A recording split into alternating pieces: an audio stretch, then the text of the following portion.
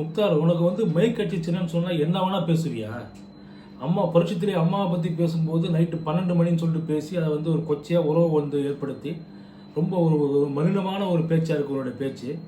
இறந்து போன ஒரு மாபெரும் தலைவரை பற்றி, ஒரு பெண் ஆளுமை பற்றி பேசும்போது நள்ளிரவு 12 மணி உறவு அப்படின்னு சொல்லிட்டு பேசுகிறேன்னு சொன்னால், இது வந்து உன்னுடைய வக்கிரத்தை, உன்னுடைய கேவலமான புத்தியை, உன்னுடைய சாக்கடை மூளையை வந்து தெளிவாக காட்டுது. நான் பத்திரிகையாளன் இல்லை, திமுகவின் சொம்பு, திமுகவின் அடிவருடி, திமுகவின் தொங்கு சதை அப்படின்னு சொல்லிட்டு நீ வந்து நிரூபிச்சு நிற்க. ஒரு விஷயத்துலையும் நீ வந்து புரட்சித் தலைவரையும் ஜானகி அம்மையாரையும் புரட்சித் தலைவர் அம்மாவையும் சேர்ன்ற அப்படின்னு சொன்னால் உனக்கு வந்து என்ன தைரியம் இருக்கும்?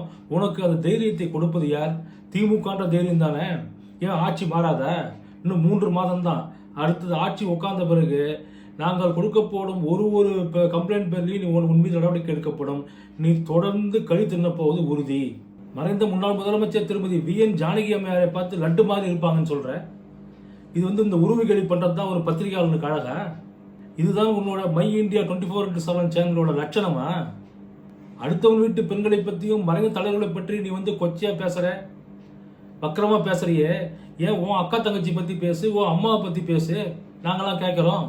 எம்ஜிஆருக்கும் அம்மாவுக்கும் இருந்த அந்த குரு சீட உறவை வந்து கொச்சைப்படுத்த உனக்கு எப்படி மனம் வந்தது?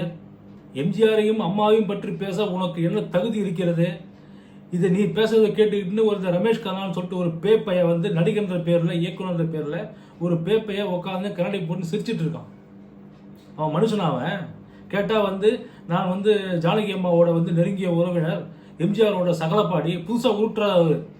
அதாவது முக்தார் வீட்டு பெண்களும் ரமேஷ் கண்ணா வீட்டு பெண்களும் எப்படி இருப்பார்கள் என்பது அவர்கள் அந்த நீங்கள் பேசுனீங்க தெரியுமா, இந்த 2 பேருடைய பேச்சு, உங்கள் பேச்சிலிருந்தே உங்கள் வீட்டு பெண்களின் லட்சணம் வந்து தெரிஞ்சு போச்சு. ஏன்னா ஒரு பழமொழி சொல்லுவாங்க, உன் நண்பனை சொல் நீ யார் என்று சொல்கிறேன்னு சொல்லுவாங்க. அந்த மாதிரி தான் இப்போ நீங்கள் பேசுனது மூலயமா உங்கள் வீட்டு பெண்களின் லட்சணம் தோளிருந்து நிற்கிறது. தமிழ்நாட்டோட சிங்க பெண்மணி பற்றி நீ வந்து பேசிட்ட.